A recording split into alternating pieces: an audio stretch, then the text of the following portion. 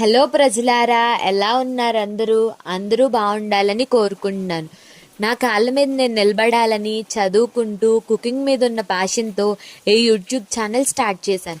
శుభకార్యాన్ని అందరూ స్వీట్తో ప్రారంభిస్తారు కదండి. ఈ యూట్యూబ్ ఛానల్ అనేది నాకు శుభకార్యం లాంటిది. అందుకనే భీమవరం స్టైల్ బొబ్బట్లు ఎలా తయారు చేయాలో చూపిస్తాను రండి. ముందుగా ఒక గిన్నె తీసుకొని 2.5 కప్పులు శనగపప్పుని అరగంట సేపు నానబెట్టండి. నానిన తరువాత కుక్కర్లో 4 నుంచి 5 విజిల్లు రానివ్వండి.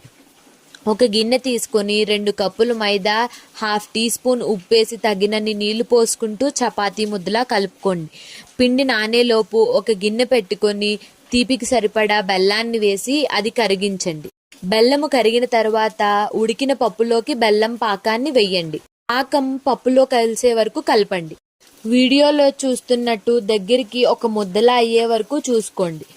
దగ్గరికి అయ్యేలోపు యాలకులు దంచి పొడిని యాడ్ చేయండి. తరువాత పూర్ణం ఉండయ్యేలా చూసుకోండి. ఆ మిశ్రమాన్ని ప్లేట్లోకి వేసి చల్లారబెట్టండి. పూర్ణాన్ని ఉండలుగా చేసుకొని పక్కన పెట్టుకోండి.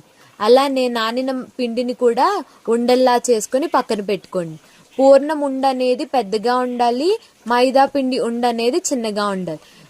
మనం వాడే నూనె కవర్ని తీసుకొని ఒక రెక్టాంగిల్ షేప్లో కట్ చేసుకొని ఒక వైపున్న నూనె పూర్తిగా రాయండి. లో చూపిస్తున్నట్టు మైదా పిండి ముద్దని పల్చగా చేసి దాని లోపల పూర్ణం ఉండపెట్టి ఫుల్గా క్లోజ్ చేయండి. క్లోజ్ చేశాక మీ వేళ్ళకి నూనెని అప్లై చేసుకొని దాన్ని ఒక చపాతీ ముద్దలా చేయండి. వీడియోలో చూపిస్తున్నట్టు అన్నిటినీ చేసుకొని పక్కన పెట్టుకోండి. తరువాత స్టవ్ వెలిగించి పెనం పెట్టి కొంచెం నెయ్యి వేసి ఆ బొబ్బట్టును వేసి అటు ఇటు ఈక్వల్గా కాల్చండి. వీడియోలో చూపిస్తున్నట్టు అన్నిటినీ అలానే ఆ విధంగానే కాల్చుకోండి.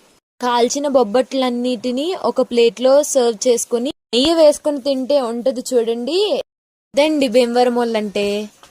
ఇదండి ఈరోజు గీతూస్ కిచెన్లో ఫస్ట్ రెసిపీ. ఇంకా డిఫరెంట్ రెసిపీస్ కావాలంటే please do like, share and subscribe our channel. Bye bye.